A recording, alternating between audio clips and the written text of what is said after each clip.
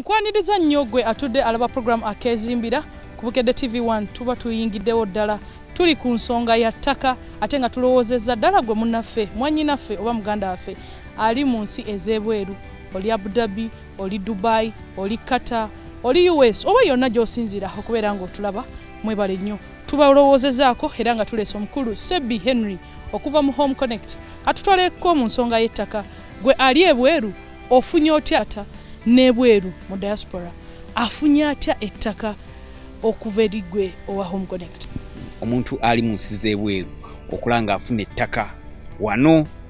ate n'abanga nannyini era ng'ekyapa kiri mu mannya ge. Ekintu ekyo Home Connect kyezeesimbako amakanda era kyezeetambulirako okuyamba baganda baffe abali ebweru. Kwaba twagenda okuyingira mu kintu kino nga baganda baffe babbiddwa nnyo tebabbiddwa ate obuolusi kampuni obuolusi barelative be balidde ssente zaabwe omwana abonaabona abaana baliibwe baganda baffe babonaabona nnyo niwe gwakusindikira eno ssente gwali wano eno gwe nodda mu kucakala nodda mu ggula engoye empya olabye profile pic nti ali mu bulamu bweyagaze. So ne tuba nga twaggulawo ekintu kye twatandika ekintu kino kyokuga nti abali ebweru bo baganyiddwamu batya afunye atya poloti ye wano eno gwali ebweru ti osobola okugenda ku mutimbagano gwaffe oyinza okugenda ku Google n'okirikinga Home Connect Properties Uganda Limited ojja kuba otufuna contact zaffe kweziri kuliko enamba z'amasimu ojja kuba otufuna tusobola okwogera aye ne tuba nga walukati n'ennyangu eno eyangu nyine WhatsApp era abaana abasinga tukyatingira okwo ku WhatsApp ne tumala business n'asindika relative we wano eno namusindika ku office najja ne tumulambuza estates zaffe n'abaako wamusiimira kati ekikwatagana ne ssente okya n'abaako wamusiimira. Ate eri oyo ayagala ettaka ng'ali ebweru w'ensi yeetaagisa biki okuba nga ateekawo enkolagana wakati wo naye ku nsonga y'ettaka? Yeetaagisa gwali ali ebweru ekisooka kye mba njagala nti ye mu bwongo alina okusooka n'amanya nti poloti gy'agula ayagala yaaki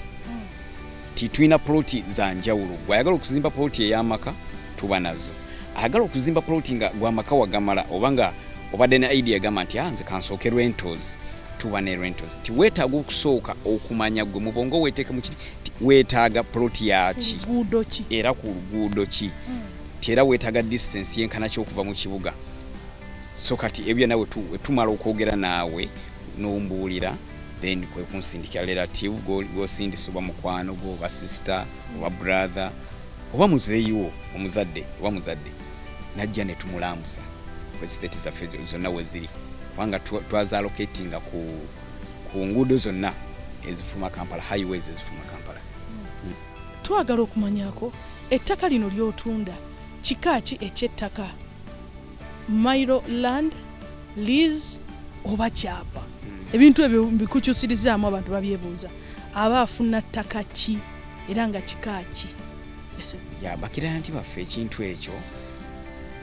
bagala nnyo okukyawula okumanya ttaka eryaguze lya lease oba lya Mailo land. Wetuddamu ekyo Mailo land wemba nkuguza ettaka erya Mailo land kubanga ffe Home Connect Properties tudde iringira mu mataka aga Mailo land ag'ebyapa. Mailo land kitegeeza mba nkuwadde ettaka liryo obwankala obusemba yonze oguze polotiyo oba ttaka lyolikaddiwirako nga tozzeemu kuwulira nti eryazza agamba nti ate sasula obusuulu wabula lino eryaliiza abaaliizi lyeryo lyemusasula obusuulu nti buli mwaka onaasasulangayo $1,000 okiraba oba nti bakuwadde ekyapa nti oluvannyuma lw'emyaka 45 oba emyaka 99 oli niwinge lyo lino erya Mailo land lye tutunda lya bwannannyini nti era wenkuguza polotiyo nenkwasa ekyapa kyo nyambaako kimu kyapa kino kidde mu mannya go okitransferring ekidde mu mannya go naye era ffe era still tukikola osasulayo akasente katono giba $60,000 nekidda mu mannya go noba ng'omaze tosuubira kusumbwa kuno okujjawo nga gwayagadde okutunda. Ettaka lyagula liba liri ku bugazi butya? Kubajjukira akolaganye naawe owa Home Connect ayina funa ttaka nga liri ku bugazi butya? Ettaka lyaffe poloti tutandikira ku fuuti 5 ku 10 otugenda mu decimal ziba decimal 12 kubanga ti abalandizi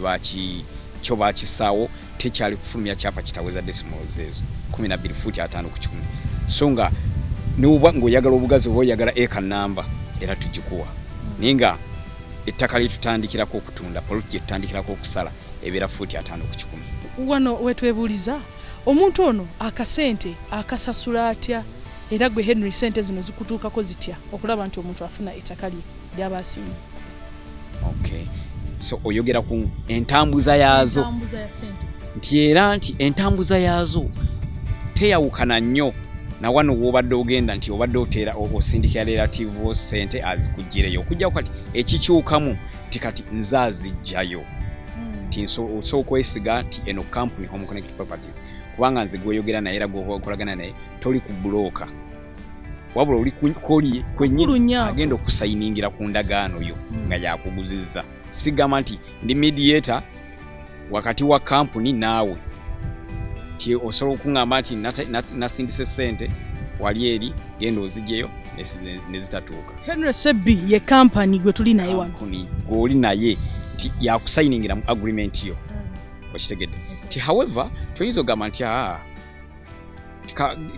genda ne brother wange wali mu jail sente mugende mukola agreement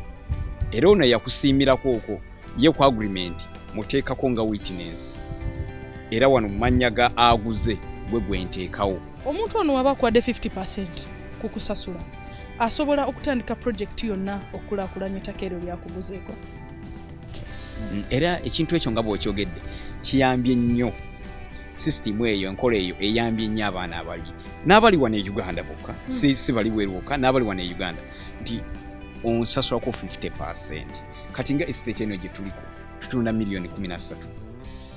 5 ku 10 kyapa kya Myland mpaako 50% ze milioni lwozanga mukaaga kitundu oba 7 balance ono asigalayo letangako buli mwezi kusinza nawe nyingiza kwanga basagala ate wemaleko sente ate abaana batu oba abamu bo badovunanyizibwako ate baleme kufuna service ate eno ogula plot wabula ndeeteranga yoko ne ujiba mitwalo 5 buli mwezi paka balance ono bagwayo balance wagwayo kwase chapa owuli ya company ezimu tioli wasasulako osooka kumala balance ani ate yo Home Connect Properties kasa oweza 50% kasosa 50% tukukiriza okutandika okulakulanya plot yo tandika okulakulanya plot yo nga boleta balance olugwayo kwase chapa kyo enkolagana fenkolagana ya fesigalawo kwana fe bintu bya sente tubimanyi sente mutanyinza kubeera constant nti buli mwezi anafunanga sente wabula kisinzira ensasula webadde gyetambula era obadde ng'ojjosasula bulungi n'okwamamuuko katono tugumiikirizaamu tugumiikirizaamu okwo tuwuliriza ensonga. Tubadde bamukisa nnyo okusinkana ku programu eno AKEEZIMBIRA era nga weewaayo okubeera ng'otuteekamu sente mu programu eno naffe tukyajja okubeera nga osensitizinga abantu baffe ku bikwatagana ku ttaka era ng'omulundi oguddako tusuubira okukukyazaako nga tunyumyako naawe ku nsonga ya caveat. Caveat kyeki era ddi omuntu lwateeka caveat ku ttaka lye esebo mu kitundu kyaffe ekisooka